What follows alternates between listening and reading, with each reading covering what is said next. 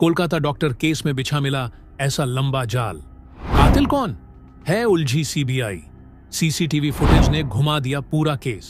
CCTV footage में सिर्फ संजय राय नहीं, 4 और दरिंदे चेहरे देख हिल गई पूरी सीबीआई, जिसमें पहला अर्का जो कि first year post graduate trainee doctor है, दूसरा सौमित्र जो कि first year PG trainee doctor है, तीसरा शुभदीप जो कि इंटर्न चेस्ट मेडिसिन डिपार्टमेंट में है, चौथा गुलाम जो कि हॉस्पिटल का एक स्टाफ है। ये 4 और लोग हैं जो सीसीटीवी में दिखाई दिए। दरअसल 9 अगस्त की रात को जो यह रूह कंपा देने वाला वारदात हुआ, अब सीबीआई के पास में उसका एविडेंस है। बताया जा रहा है कि उस रात करीब 12 बजे एक ग्रुप, जिस ग्रुप में डॉक्टर बेटी है, साथ में 2 ट्रेनी डॉक्टर, एक का नाम अर्का, दूसरा सौमित्र, दोनों जूनियर थे, जबकि डॉक्टर बेटी सीनियर थी। 36 घंटे की लंबी शिफ्ट खत्म हो जाती है। ये तीनों जाते हैं, डिनर करते हैं।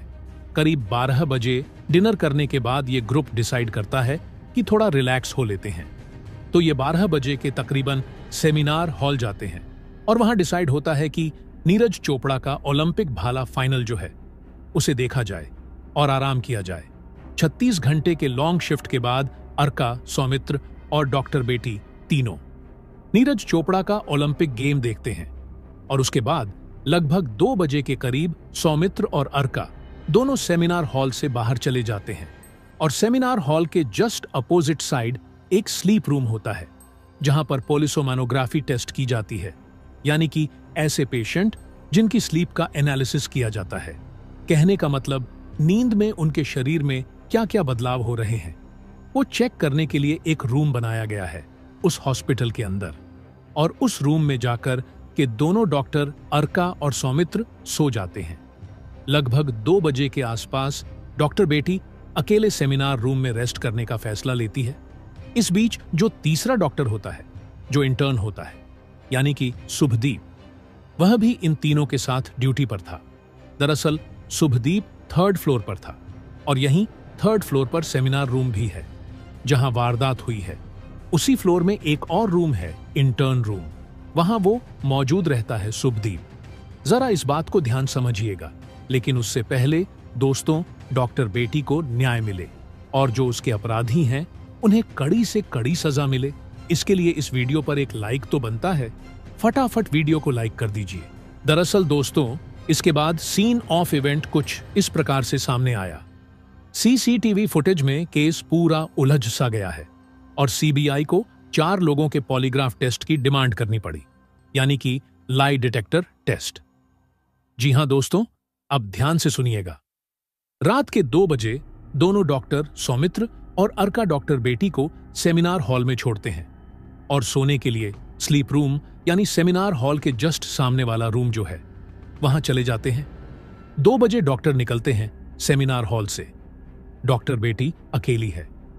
ठीक रात के 3:42 पर संजय रॉय पार्किंग में देखा जाता है, अपनी बाइक को हॉस्पिटल के गेट के पास खड़ा करते हुए।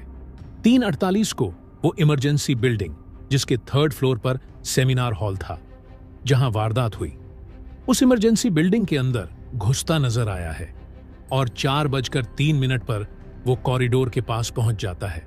वो कॉरिडोर, वो गलियारा जहां पर सेमिनार रूम मौजूद है 3रे फ्लोर पर, तो ठीक 4:03 पर सीसीटीवी कैमरे में कैप्चर हुआ है।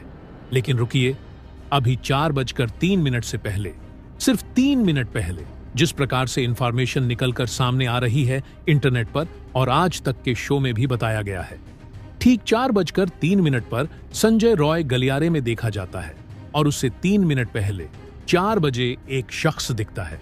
ये शख्स है गुलाम, जो कि हॉस्पिटल का एक स्टाफ है। ये 4 बजे 1st फ्लोर से 3rd फ्लोर की ओर जाता नजर आया है। सीसीटीवी कैमरे में 4 बजे 4:03 पर संजय रॉय अंदर घुसता है सेमिनार हॉल के उस गलियारे में और 4:03 से पहले 1st फ्लोर से 3rd फ्लोर पर गुलाम जाता है। आप समझिएगा, सीसीटीवी फुटेज में 4:30 से लेकर 4:32 के बीच में गुलाम 3rd फ्लोर से वापस 1st फ्लोर की तरफ आते हुए नजर आता है। ध्यान से सुनिएगा दोस्तों, और आपको बता दें जो संजय रॉय की मूवमेंट है वो किस प्रकार की होती है। 4-3 पर सीसीटीवी कैमरे में कैद होता है संजय रॉय उस गलियारे से जाता हुआ आता हुआ जहां पर सेमिनार रूम मौजूद था। 4-3 के बाद 4:32 पर ऑलमोस्ट गोलाम जब 3rd फ्लोर से नीचे आता है, उसी बीच 4:32 पर बाकायदा सीसीटीवी कैमरे में कैद हुआ है संजय रॉय, जो कि सेमिनार रूम के बाहर निकलता है और उसके बाद 4:37 पर वो पूरा हॉस्पिटल प्रीमाइसेस छोड़ करके अपने बाइक में बैठकर वापस निकल जाता है। अब बात समझिएगा, यहां पर कहां आंकड़ा उलझ रहा है। क्यों सीबीआई की जांच फंस चुकी है उस फ्लोर पर जब यह वारदात हो रही थी? 4 लोग मौजूद थे, ऐसा माना जा सकता है।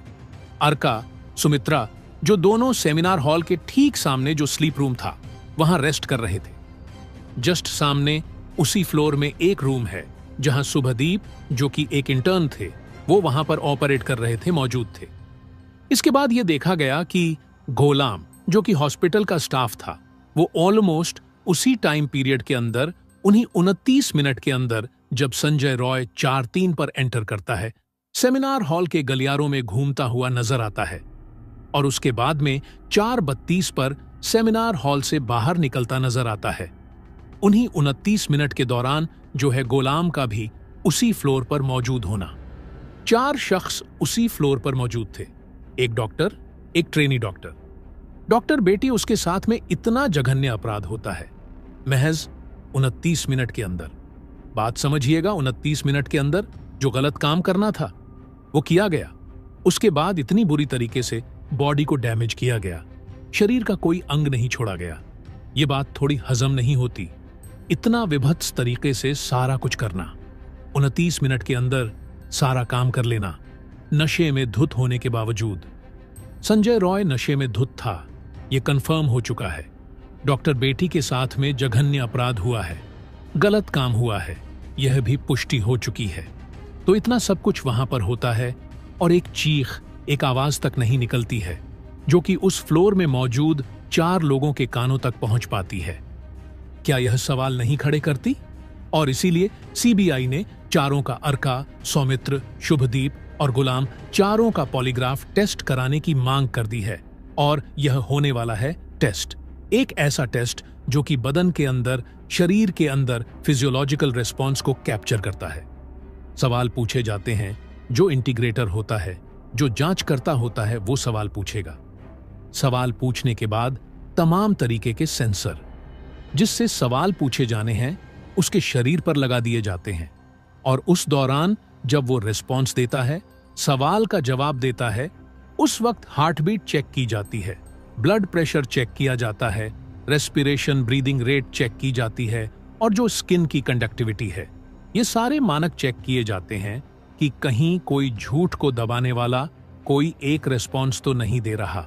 दोस्तों, अब ध्यान से सुनिएगा, कई सारी संभावनाएं हो सकती हैं। डॉक्टर बेटी के जो माता पिता हैं, उनका सीबीआई से यह सवाल है कि उनका पूरा विश्वास है देश के संविधान के ऊपर और देश की जांच संस्थाओं सीबीआई और कोर्ट के ऊपर भी। उन्होंने कहा कि एक से ज्यादा लोगों का इन्वॉल्वमेंट हो सकता है, ये किसी एक का काम नहीं हो सकता, उनका ये संदेह है। अब अगर देखा जाए, 4 लोग वहां मौजूद थे और चारों ने कुछ नहीं सुना, इतनी बड़ी वारदात हो गई। अब ये कहा जाता है कि जो सेमिनार हॉल है, वहां पे सेमिनार कंडक्ट किया जाता है तो बाहर की आवाज अंदर ना आए, इसीलिए सेमिनार हॉल को पूरी तरीके से साउंड प्रूफ बनाया गया है। एक कारण ये हो सकता है, लेकिन संभावनाएं अनगिनत है। क्या ये हो सकता है कि एक सोची समझी साजिश थी जिसमें कि प्रिंसिपल भी इन्वॉल्व था? ये सिर्फ संभावना है, कॉन्स्पिरेसी थ्योरी है, इसमें कोई सत्यता नहीं है, कोई सबूत नहीं है, लेकिन संभावनाएं बनती है क्योंकि पॉलीग्राफ टेस्ट संदीप घोष कभी होना है, जो कि आरजी कॉलेज के प्रिंसिपल हैं। तो कहानी यह है कि अगर ऐसा है तो क्या कोई बड़ी ताकत इसमें इन्वॉल्व है?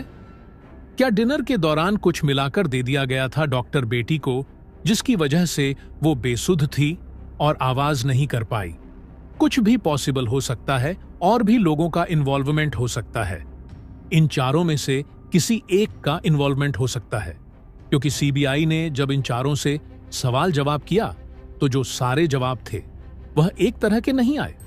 उसमें इनकंसिस्टेंसी पाई गई है तो ये सीधा इशारा करता है कि कहीं ना कहीं कुछ सच है या कोई और डिटेल है जो ये जानते हैं पर बता नहीं रहे, किसके दबाव में नहीं बता रहे हैं, या ये सिर्फ महज एक सीधा सा क्राइम है, कोई नहीं कह सकता। दोस्तों, जब तक पॉलीग्राफ टेस्ट का रिजल्ट ना आ जाए तब तक कहना बेहद मुश्किल है। आपको क्या लगता है, क्या किसी एक व्यक्ति का क्राइम हो सकता है या किसी बड़ी साजिश के तहत डॉक्टर बेटी को खत्म किया गया है?